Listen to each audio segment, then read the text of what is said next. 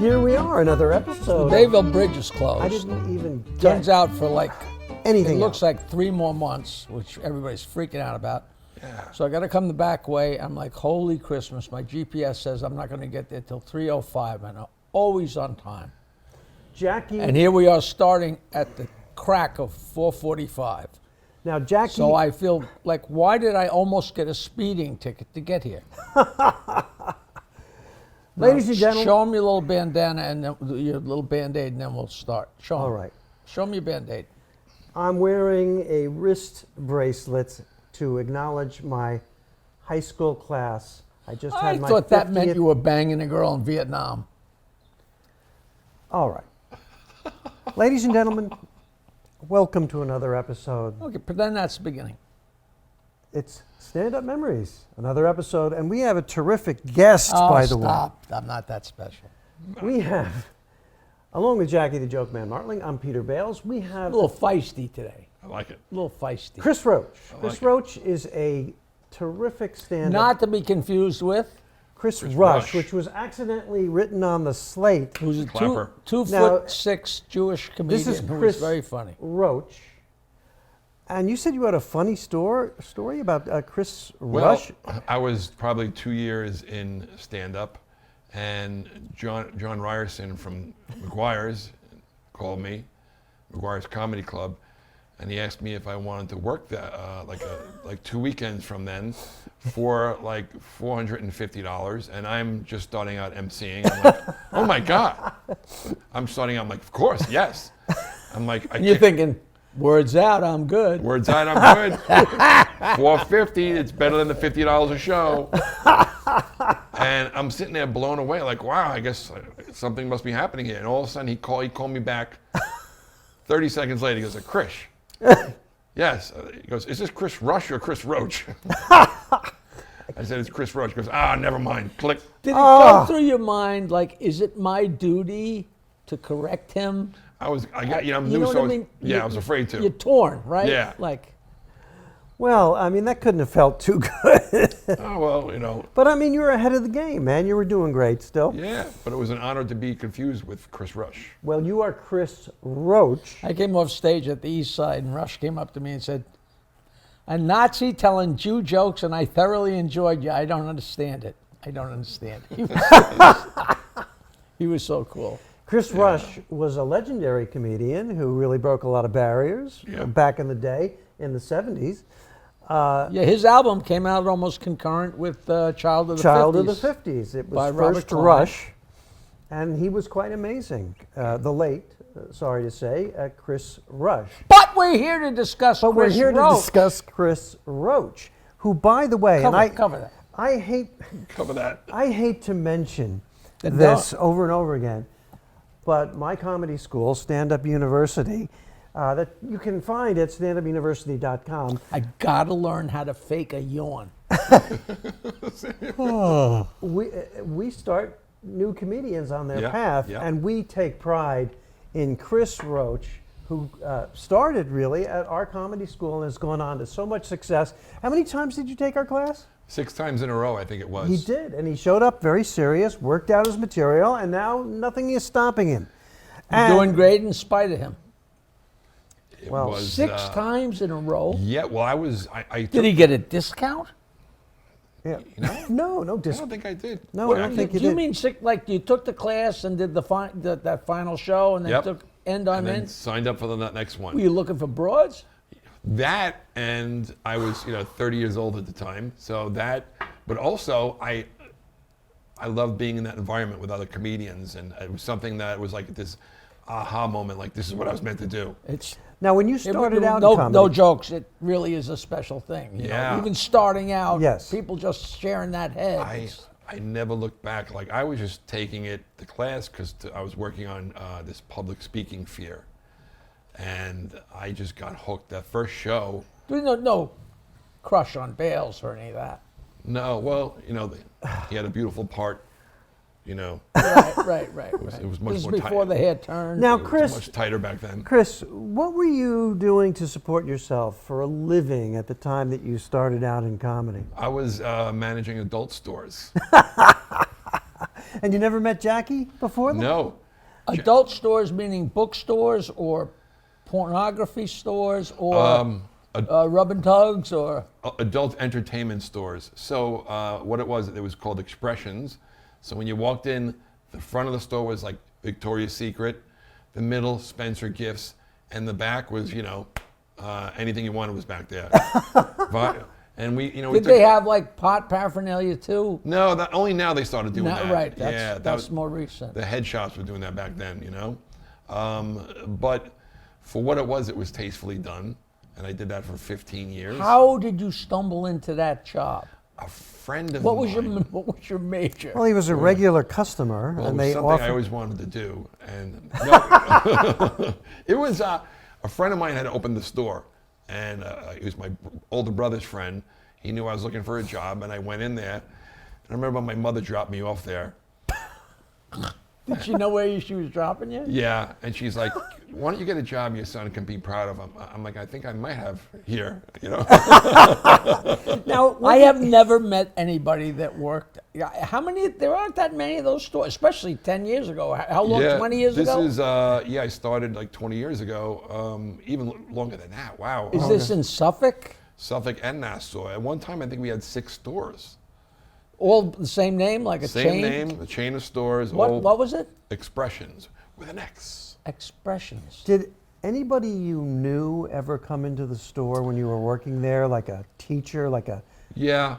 Was that embarrassing? It was embarrassing. Sometimes I'd see somebody from church or somebody, I think it was even more embarrassing when I saw people that were regulars. We had like a video rental club. When I saw people that were regulars, and all of a sudden I'd see them out in public with their wives, and they would get all squeamish, as if I was going to like blow their cover. I love it. You know, it said the Jews don't recognize Jesus, and the Episcopalians don't recognize each other in the liquor store. that's made me great. think of- So a great old saying. to the people, it's got to be so interesting. Like somebody's in there browsing, or do they interact? Like, hey, have you seen this one? Or Yeah, I mean, at first we were like kind of just left them alone to do their thing, but then after a while, when the internet started taking over and sales started to go down, now the employees, we had them out on the floor pushing sales, trying to upsell and stuff like that. Oh, you bought a vibrator? You're going to need some lubricant, it's like the old joke. That's the old joke. Well, I got to tell you, Do you know the old joke where the guy goes the guy gets a job in the store, and the boss says, "Listen, you'd be a good salesman. You got to do related sales. Like if somebody comes in to buy grass seed, you say, well, you're eventually going to need a lawnmower." And he gets the hang of it.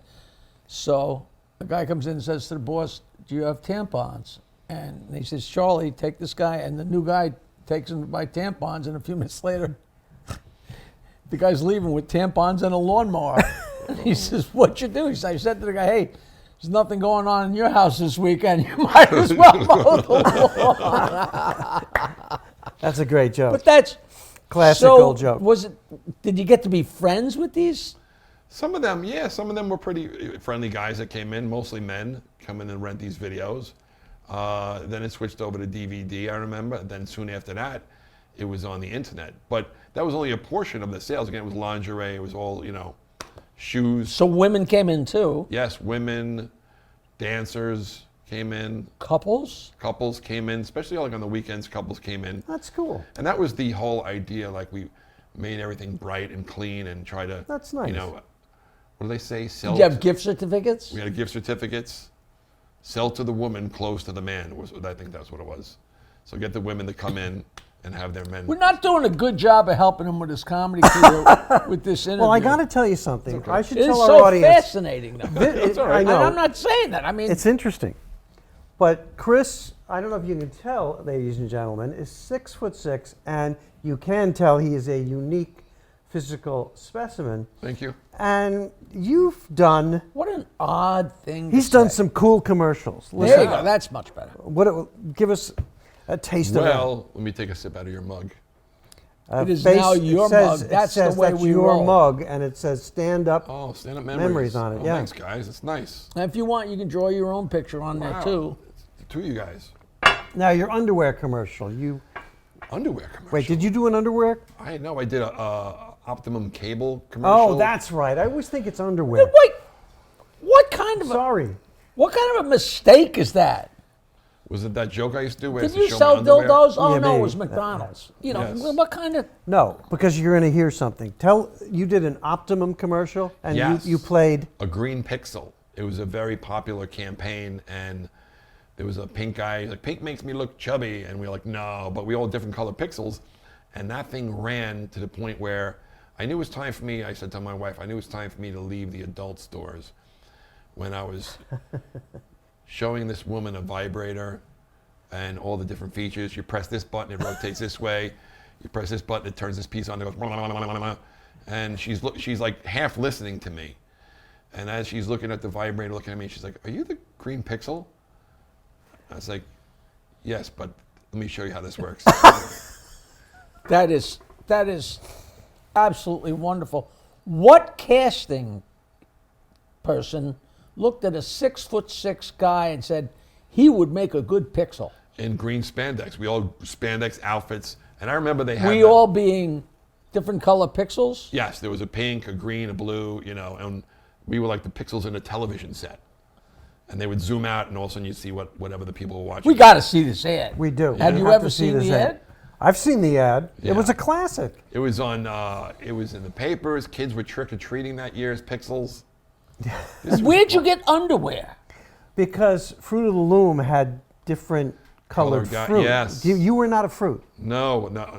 You can't say that. Not as far as you know. That's right. You cannot say that. But, I mean, you were. Who was that? There was a famous comic that was the grapes. Yeah, that's what I'm Oh. getting confused Who was about. the comic that was the grapes? The Fruit of the Loom grape. Do you guys remember that?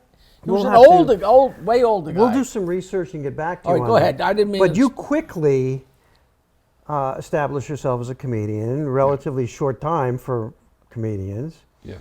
And then, but Did you bail from that to comedy, or was it a segue? Or It was kind of where no, the sales just got so bad Yeah. that they the couldn't- internet just destroyed it? killed it. I mean, they're still open, but you know, it's the internet destroyed it. It destroyed the video sales. And then you heard about Peter Bale's Comedy Club. But I was taking Peter Bale's course while I was still there.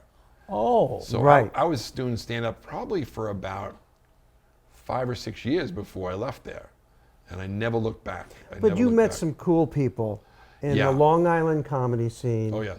And one of those cool people did a nice thing for you on their television show. Yes.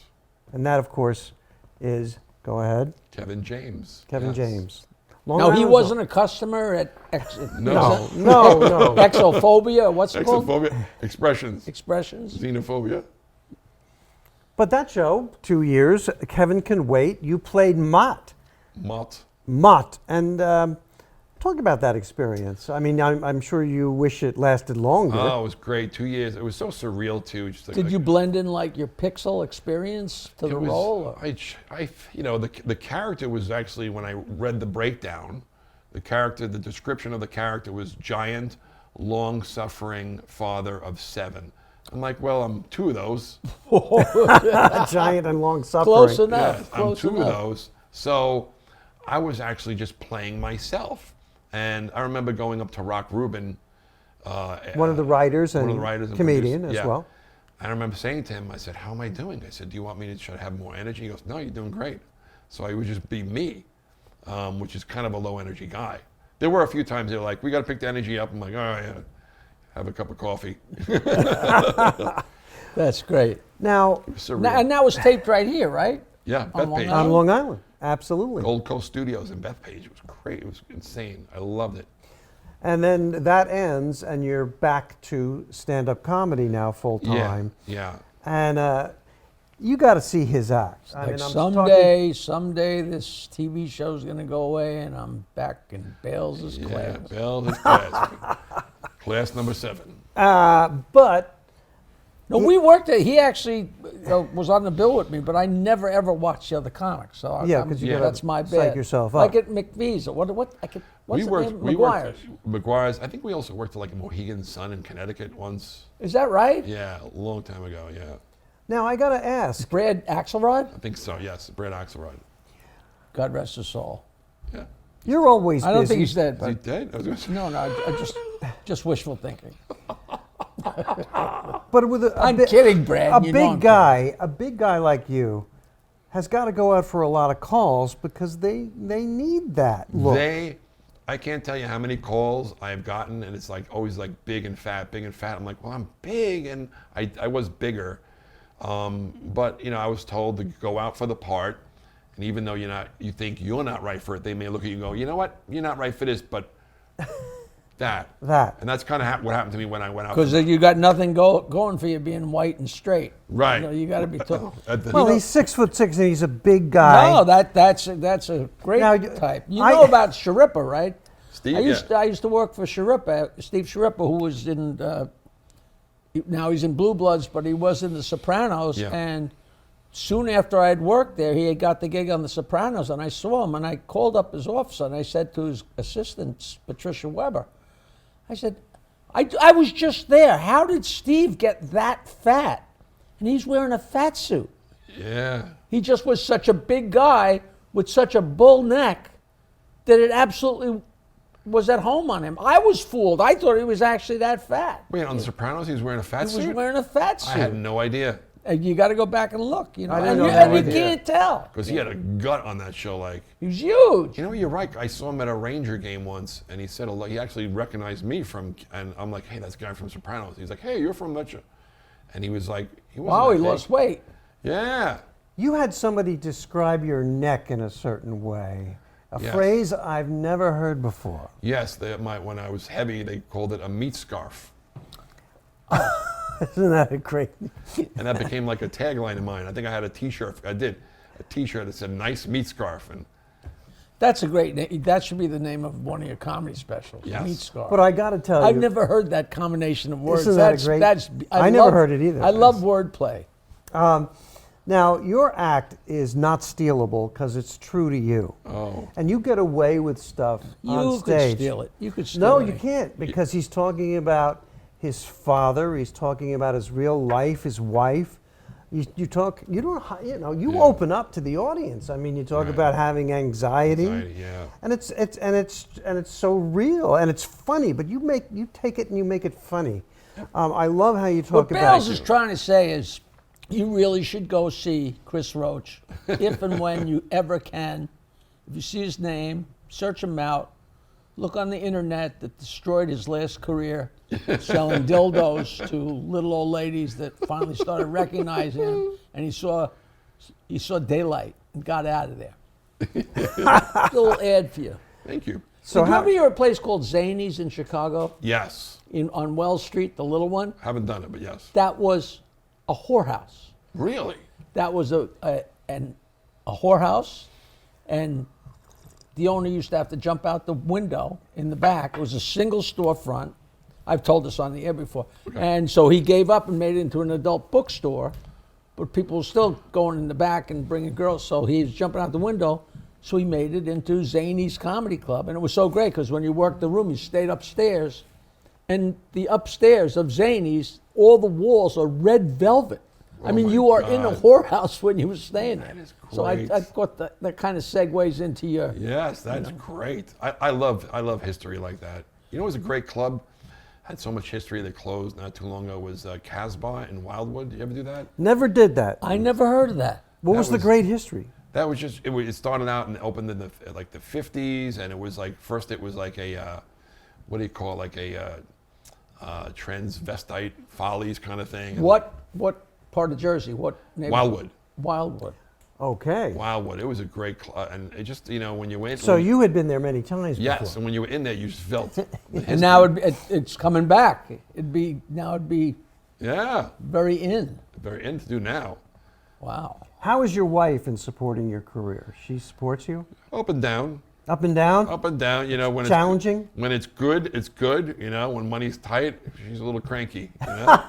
Dude, I got a word for that. So it's called marriage. Yeah. You know. Yes. It has its ups and downs until she, the ups and downs stop. I know. I remember she was sitting in the audience at one of the tapings, and she said to herself, "Oh my God, this nut job actually did what he said he was going to do and make it, as they say, or get on."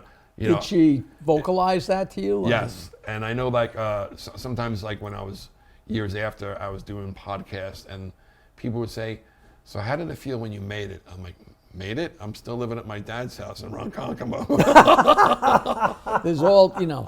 There's But I mean, different did she levels. actually come up and say, "Oh, you're my meat scarf"? Something like that. Something like that. Well, She he li- married. I'm never gonna forget. I'm never gonna She, forget. she that. liked the paychecks. That's He married a hot Latina. Is that fair to say? Sure. that is sure. actually redundant. Yes. Where'd you meet your wife? At a nightclub called Wall Street in. Oh, not exact Excalibur or what the name of the place was. No, it was Wall Street in Hauppauge. Hauppauge? Oh, Wall Street in Hauppauge. Hauppauge, is that it? I've heard of that place. It was a happening place at the time. How long ago? Wow. Oh, about 20 years ago. And she had this thing where she would always, when she drank, she fell. But she didn't just fall. She would fall like, it looked like the floor came out and she went straight down. And I remember bringing my friend to meet her, and we showed up, and he goes, "Where is she?" I'm like, "There she is." All of a sudden we see her through the crowd, and she's gone.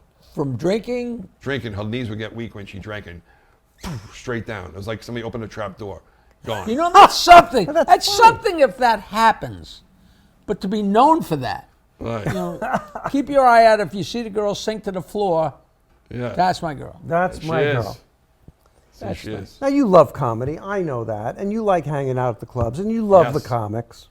And your act is fun and true. This I guy. hear a big butt coming. I'm Don't getting you? ready for it. No, Yeah, there's me no too. but. I'm getting ready to turn He around. he comes from a family of cops. Old cops. And you were a police officer for a Tried. while. Me, I tried being a cop for 2 years. For 2 years. Not good. Not good. I hated it. This is before xenophobia or after? I went from xenophobia to the NYPD for 2 years, back to expressions or xenophobia, and then started stand-up. Were you doing his class while you were a cop? No, I was a cop in 96 to 98. And I think I took Peter's class in 2003, 2004. Yeah. Yeah, and you got in trouble because you're supposed to report shootings and not just like. You can't, evidently they had a no firing your gun off in the Hamptons policy I was unaware of. Can't do that. Well, Chris Roach, let me just say to the audience. Was your wife involved in that shooting? No. No, she fell and was out of the range of the. So you're just out there picking The gun off, came out and she went, phew, you were she was picking off gone. seagulls? Or? Something like that. Man, we only scratched the surface here. We definitely want to have you back on our show. Yeah. Please come back. Now you. I get a vote in that. You could ask me my opinion.